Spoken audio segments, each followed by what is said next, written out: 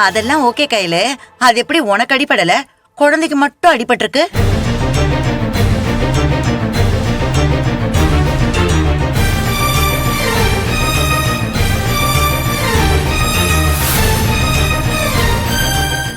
சொல்லுமா, எப்படி குழந்தைக்கு மட்டும் அடிபட்டுச்சு?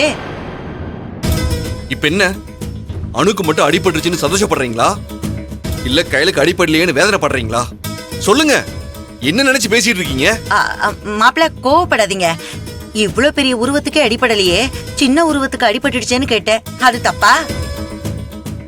இல்ல பெரியம்மா, நான் சுதாரிச்சு அணுவை பிடிக்கலான்னு தான் போனேன்.